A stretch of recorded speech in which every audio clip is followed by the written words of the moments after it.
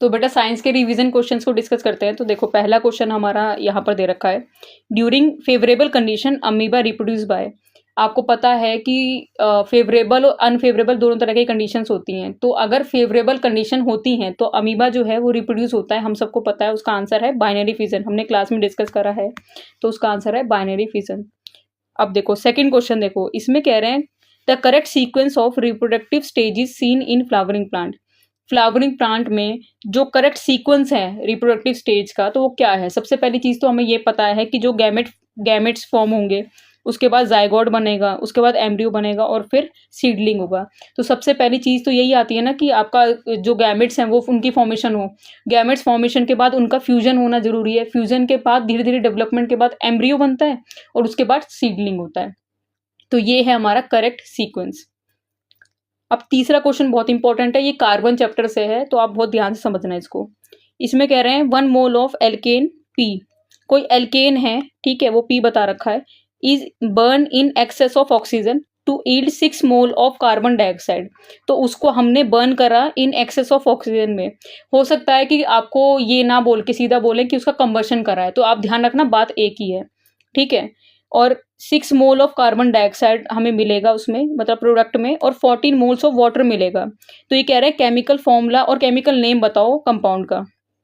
सबसे पहले जो हम लोगों को एल्केन के बारे में बोल रहे हैं, तो एल्केन का जनरल फॉर्मूला लिख दिया हम लोगों ने। हमें नहीं पता ये कौन सा एल्केन है, वही हम लोगों को मतलब बताना है जितना भी गिवन चीज है उसके अकॉर्डिंग।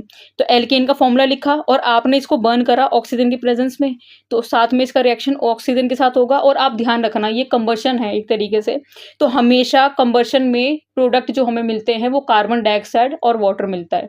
तो ये CO2 और ये रहा आपका वाटर। अब इन्होंने हमें बता रखा है कि जो कार्बन डाइऑक्साइड हम लोगों को मिल रहा है उसके 6 मोल्स मिल रहे हैं हम लोगों को, ठीक है, और इसी तरीके से वाटर के 14 मोल्स मिल रहे हैं।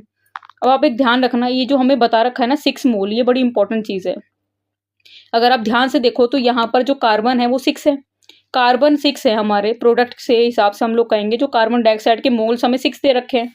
अगर कार्बन डाइऑक्साइड 6 है तो आपको ये पता है कि जनरल फॉर्मूले में देखो, आप जनरल फॉर्मूले में यहाँ पर N होता है, तो कार्बन के नीचे N है ना, तो यहाँ पर अगर ये यहाँ पर कार्बन 6 है तो यहाँ भी कार्बन 6 होगा, क्योंकि हमें पता है बैलेंस करना होता है इक्वेशन को। तो यहाँ पर कार्बन आपका क्या कितना हो जाएगा 6। इससे आपको ये मिल जाएगा कि N की वैल्यू 6 हो जाएगी। तो यहाँ पर ये जो N की वैल्यू 6 है वो अगर हम यहाँ पुट करें इस फॉर्मूले में, तो देखो, तो यहाँ पर कार्बन, यहाँ पर 6 वैल्यू आ गई N की जगह पर, और H2 × 6 + 2, तो ये बन जाएगा C6H, ये 2 6 12 + 2 14। तो आप ध्यान से देखोगे ना, तो यहाँ से हमें ये पता चला कि जो फॉर्मूले की बात कर रहे हैं ना, हमसे जनरल फॉर्मूला पूछ रहे हैं, जो भी एल्केन का पूछ रहे हैं वो और कोई नहीं, वो हमारा क्या है, हेक्सेन है। यानी C6H, 6 कार्बन है, 6 कार्बन होते हैं और सारे एल्केन्स हैं, तो हेक्सेन है ये। अब ये कह रहे हैं, अब देखो हमने इसका जनरल फॉर्मूला लिख दिया C6H12 और हमने इसका केमिकल नेम भी लिख दिया, इसका नाम क्या है, हेक्सेन। सेकेंड पार्ट में कह रहे हैं will this compound produce a clear और सूदी फ्लेम ऑन बर्निंग। क्या ये जो कंपाउंड बना है, हम लोगों को जो कंपाउंड मिला है, क्या ये एक क्लियर फ्लेम देगा या फिर एक सूदी फ्लेम देगा? तो आपको याद होगा हम लोगों ने क्लास में डिस्कस करा है कि ये जो बर्न करेगा ना, आप खुद देखो ये ध्यान से, ये एक सैचुरेटेड हाइड्रोकार्बन है। सैचुरेटेड हाइड्रोकार्बन है तो ये एक क्लियर फ्लेम से ही जो है या आप बोलो बर्न करेगा, ये सूदी फ्लेम नहीं करेगा। क्यों नहीं करेगा? क्योंकि ये अगर आप ध्यान से देखो तो ये कंप्लीट कंबर्शन कर रहा है। सूदी फ्लेम तब मिलती है जब वहां पर इनकम्प्लीट कंबर्शन होता है। तो ये वाला हमारा सैचुरेटेड हाइड्रोकार्बन है और ये जो बर्न होगा किससे होगा, एक क्लियर फ्लेम से होगा, ठीक है। अब नेक्स्ट क्वेश्चन नंबर 4 है, इसमें कह रहे हैं कंपेयर करो, कॉन्ट्रास्ट करो nervous and hormonal mechanism for control and coordination in animals. तो नर्वस मैकेनिज्म भी बताना है हम लोगों को और हार्मोनल मैकेनिज्म भी बताना है। तो नर्वस मैकेनिज्म को देखेंगे तो इसमें नर्वस मैकेनिज्म के अंदर कौन सा सिस्टम इंक्लूड है, तो ऑब्वियस सी बात है इसके अंदर नर्वस सिस्टम इंक्लूड है, तो हम बोलेंगे इसके अंदर इन्वॉल्व है हमारा नर्वस सिस्टम। हार्मोनल जो सिस्टम है या हार्मोनल मैकेनिज्म है, इसमें कौन सा सिस्टम आता है, तो उसमें हमारा आता है एंडोक्राइन सिस्टम। तो ये सबसे पहले डिफरेंस में तो हमने यही लिखा, यहाँ पर हमारा नर्वस सिस्टम आता है और यहाँ पर एंडोक्राइन सिस्टम आता है। अब नर्वस सिस्टम के अंदर हमारे क्या क्या इंक्लूड होते हैं, हमारा ब्रेन इंक्लूड होता है, हमारी स्पाइनल कॉर्ड इंक्लूड होती है और हमारी नर्व्स इंक्लूड्स होती है, ठीक है। तो हमने लिख दिया ब्रेन, स्पाइनल कॉर्ड और नर्व्स इंक्लूड होती हैं। दूसरी तरफ हार्मोनल, अगर आप बात करें हार्मोनल मैकेनिज्म में, तो यहाँ पर हमारे कुछ ग्लैंड्स का काम आता है और कुछ हार्मोन्स का काम आता है। तो यही लिखा है कि इसके अंदर ग्लैंड्स और हार्मोन्स आते हैं। अब आपने थोड़ा सा इसको और एक्सप्लेन करने के लिए हम लोगों ने क्या लिखा कि जो इम्पल्सेस हमें मिलती है नर्व से, उनका कोई स्पेसिफिक एक्शन नहीं होता। मतलब सारी जो आपकी जो नर्व हैं वो एक ही तरीके का काम कर रही है, कोई बहुत स्पेसिफिक काम नहीं कर रही। दूसरी तरफ अगर आप हार्मोन की बात करो तो हार्मोन, अलग अलग हार्मोन का एक स्पेसिफिक काम है। जैसे अगर हम थायरॉक्सिन की बात करें तो उसका अलग काम है, अगर हम इंसुलिन की बात करें तो इंसुलिन का अलग काम है। तो वही हम लोगों ने यहाँ पर क्या किया, एक्सप्लेन कर दिया कि जो हॉर्मोन्स हैं उनका स्पेसिफिक फंक्शन है। ठीक है, तो जैसे कि इंसुलिन के बारे में बता रखा है, इंसुलिन रेगुलेट करता है मेटाबॉलिज्म ऑफ ब्लड शुगर। दूसरी तरफ थायरॉक्सिन का बताया है कि थायरॉक्सिन क्या करता है, वो रेगुलेट करता है मेटाबॉलिज्म एंड प्रॉपर ग्रोथ। ठीक है, और फोर्थ एक और मैं आपको और डिफरेंस बता देती हूँ कि जो हमारा ये जो था ना हमारा नर्वस मैकेनिज्म, ये एक तरीके से स्लोअर है, थोड़ा सा रिलेटिवली इसके स्लोअर है, और हमारा जो हार्मोनल मैकेनिज्म है वो फास्ट है थोड़ा। ठीक है, चलो नेक्स्ट क्वेश्चन, क्वेश्चन नंबर 5 है। क्वेश्चन नंबर 5 में कह रहे हैं गिव रीजन, और आप ध्यान रखना आपको प्रॉपर रीजन देना पड़ेगा। प्रॉपर रीजन नहीं दोगे तो फिर वही वाली बात है, आपको पूरा मार्क्स नहीं मिलेंगे। तो इसमें कह रहे हैं platinum, gold and silver are use to make jewellery. तो प्लैटिनम, सिल्वर और गोल्ड का ही यूज क्यों करते हैं हम इन सब में? तो सिंपल सी बात है कि आपको, हम लोगों को पता है कि जब तक अगर ये कोई भी ज्वेलरीज अगर आप खरीद रहे हो, तो जब तक अगर वो चमकदार नहीं है तो आप उसको खरीदोगे नहीं। अगर वो शाइन नहीं करेगी तो हम लोग अट्रैक्ट नहीं होते उस पर। तो वही सेम सबसे इंपॉर्टेंट चीज क्या है कि उनके अंदर लस्टर होता है, वो लस्ट्रस होती है। और इसके अलावा और भी बहुत ज़रूरी चीज़ें हैं, सिर्फ लस्ट्रस लिखने से काम नहीं बनेगा, आपको ये लिखना पड़ेगा कि ये लेस रिएक्टिव होती हैं और ये कोरोड नहीं होती जल्दी। ठीक है, अगला आपका गिव रीजन है कि सोडियम, पोटेशियम और लिथियम को स्टोर क्यों करते हैं हम लोग ऑयल के अंदर क्यों स्टोर करके रखते हैं? और ऑयल भी आपको पता है, ये केरोसिन की बात कर रहे हैं, केरोसिन के अंदर स्टोर करके रखा जाता है। तो ये कह रहे हैं सोडियम, पोटेशियम और लिथियम जो हैं क्यों स्टोर करके रखते हैं, क्योंकि ये हाईली रिएक्टिव होते हैं। हमें पता है ये रिएक्टिविटी सीरीज में सबसे ऊपर आते हैं। मतलब जो सोडियम और पोटेशियम है ये हाईली रिएक्टिव होते हैं। अगर आप रिएक्टिविटी सीरीज में भी देखोगे तो आपको ये वहीं पर मिलेंगे। ठीक है, तो ये लिखा हुआ ये रिएक्टिव मेटल्स हैं, ये बहुत ज़्यादा विग्रेसली रिएक्ट करते हैं। अब किस किस के साथ में रिएक्ट करते हैं? देखो, ये एयर के साथ भी रिएक्ट करते हैं और ये वाटर के साथ भी रिएक्ट करते हैं। तो ये आपको दोनों चीज़ें मेंशन करनी पड़ेगी। ठीक है, इसीलिए इनको हम केरोसिन में इमर्ज करके रखते हैं ताकि प्रिवेंट कर सके, इनका कांटेक्ट ना हो पाए एयर और मॉइस्चर के साथ में। अब देखो, तीसरा गिव रीजन है aluminium is highly reactive metal yet it is use to make utensil for cooking. अब एल्यूमिनियम भी एक हाईली रिएक्टिव मेटल तो है, पर उसको फिर भी हम लोग यूटेंसिल्स में कुकिंग के लिए यूज क्यों करते हैं? तो ये कह रहे हैं कि जो एल्यूमिनियम है वो हाईली रिएक्टिव है, ये बिल्कुल सही बात है, पर वो रेजिस्टेंट है टू द कोरोजन, मतलब उस पर कोरोजन नहीं होता जल्दी। क्यों नहीं होता? This is because aluminium reacts with oxygen present in air to form thin layer of aluminium oxide. Aluminium oxygen के साथ रिएक्ट कर एक पतली सी लेयर बना लेता है, किसकी? एल्यूमिनियम ऑक्साइड की लेयर बना देता है। ठीक है, और ये जो ऑक्साइड लेयर है ये एक बहुत स्टेबल होती है और ये प्रिवेंट कर देती है एल्यूमिनियम को कि वो फर्दर उसका और रिएक्शन किसी ऑक्सीजन के साथ ना हो। एक बार रिएक्शन होके लेयर बन गई, इसके बाद दोबारा रिएक्शन नहीं होगा further.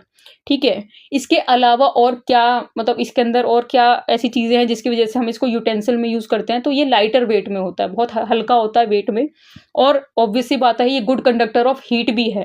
Good conductor of heat है, इसीलिए इसको और यूज़ करा जाता है। ठीक है, तो देखो नेक्स्ट क्वेश्चन, क्वेश्चन नंबर 6। अब इसमें कह रहे हैं कि आपको एक इमेज दिखेगी। ठीक है, ये स्टूडेंट है तो ये समझ रहा है प्रोसेस ऑफ रेस्पिरेशन का। ठीक है, उसने क्या किया, he blow into a clear solution present in the test tube. Test tube के अंदर एक सॉल्यूशन है तो वो फूक मारा, ब्लो कर रहा है, and sees that it turns cloudy. तो उसने देखा कि वो क्लाउडी हो गया है। अब आपको यहीं से हिंट मिल जाएगा, क्लाउडी हो गया है तो इससे आपको एक बहुत इंपॉर्टेंट हिंट मिलेगा। तो इसमें कह रहे हैं पहले पार्ट में कि मोस्ट लाइकली क्या सब्सटेंस हो सकता है हमारा टेस्ट ट्यूब के अंदर। तो आप ध्यान रखना, टेस्ट ट्यूब के अंदर कोई क्या ऐसा सब्सटेंस है। तो ऑब्वियस सी बात है, अगर क्लाउडी हो गया तो हमें ये पता होना चाहिए कि इसके अंदर क्या होगा, लाइम वाटर होगा इसके अंदर। आप लाइम वाटर लिख लो या फिर dilute aqueous solution of calcium hydroxide लिख दो, एक ही बात है। ठीक है, अब ये एम क्या है हमारा कि हम ये एक्सपेरिमेंट कर क्यों रहे हैं? तो ये एक्सपेरिमेंट करने का एम क्या है? To prove that carbon dioxide is release during the respiration.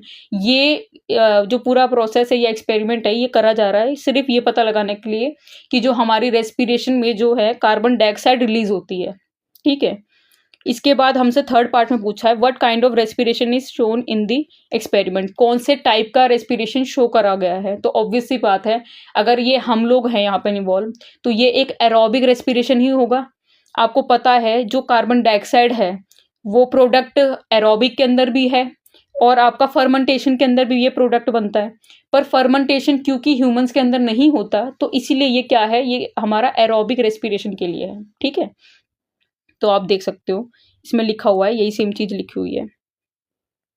चलो नेक्स्ट क्वेश्चन, ये बड़ा जरूरी क्वेश्चन है, आप बहुत ध्यान से इसको समझना। इसमें क्या कह रहे हैं, कंपेयर करना है आपको रिप्रोडक्टिव पार्ट ऑफ फ्लावर को और ह्यूमंस को, और उसी के बेसिस पे आपको आंसर देना है। पहले में कह रहे हैं कि which part of the human female reproductive system has similar function as the stigma in the flower. कौन सा फीमेल रिप्रोडक्टिव सिस्टम में मतलब ऐसा पार्ट है जो थोड़ा हम बोले सिमिलर है स्टिग्मा से, और हम लोगों को रीजंस के साथ में बताना है। तो आपको थोड़ा सा याद, अगर आप थोड़ा समझ पा रहे हो, तो स्टिग्मा हमारा, अगर हम फीमेल रिप्रोडक्टिव सिस्टम से कंपेयर करेंगे तो कहीं ना कहीं वो किससे रिजेंबल करता है, वो वजाइना से रिजेंबल करता है। वजाइना कह लो आप या फिर सर्विक्स कह लो। क्या रीजन है कि जो स्टिग्मा ऑफ फ्लावर है ना, वो सर्व करता है as a point of entry of the male gamete. तो स्टिग्मा से ही मेल गैमेट की जो है ना, मतलब स्टिग्मा के थ्रू ही कहीं ना कहीं मेल गैमेट की क्या होती है, एंट्री होती है, या फिर पॉलन ग्रेन की एंट्री होती है। ठीक है, और सिमिलरली सर्विक्स भी जो है वो भी इस तरीके का काम कर रहा है। वो भी पॉइंट है जहां पर एंट्री ऑफ मेल गैमेट होती है, और आपको पता है ह्यूमंस में मेल गैमेट है स्पर्म। ठीक है, तो इसीलिए वजाइना रिसीव करता है मेल गैमेट को इन ह्यूमंस। ठीक है, तो इसीलिए हमारा जो आप बोल सकते हो स्टिग्मा से रिजेंबल करता हुआ पार्ट जो है वो है वजाइना। दूसरे में आपको बोला हुआ है testis in male reproductive system would correspond to which part of the male reproductive system in the flower. Flower से जैसे जैसे टेस्टिस होता है ह्यूमंस के अंदर, तो वैसे ही फ्लावर में बताना है आपको मेल रिप्रोडक्टिव सिस्टम। ठीक है, तो इसमें हमारा जो आंसर है वो एंथर है, आपको पता है एंथर करता है। तो अब आप इसके पीछे रीजन बताओगे कि जो एंथर है वो प्रोड्यूस करता है मेल गैमेट को in the form of pollen, just like testis जो प्रोड्यूस करता है किसको, स्पर्म को। अब देखो थर्ड वाला पार्ट है, हमें कह रहे हैं the style of a flower and the fallopian tube in human corresponds functionally with each other. क्या स्टाइल और फेलोपियन ट्यूब जो है, मतलब स्टाइल फ्लावर के अंदर और फेलोपियन ट्यूब ह्यूमंस के अंदर, क्या ये एक जैसा फंक्शनिंग करते हैं? क्या ये स्टेटमेंट सही है? तो ये स्टेटमेंट बिल्कुल गलत है। आपको पता है कि जो इसका मेन रीजन क्या है, जो फेलोपियन ट्यूब है वो क्या करती है, वो एज अ पॉइंट क्या साइट ऑफ फर्टिलाइजेशन है। वो आपको पता है वो ऐसा साइट है जहां पर फर्टिलाइजेशन होता है, जो कि स्टाइल का काम फ्लावर में नहीं होता, मतलब सेम काम नहीं होता। इसीलिए इसका ये जो इसका आंसर है वो आपका आंसर फॉल्स है।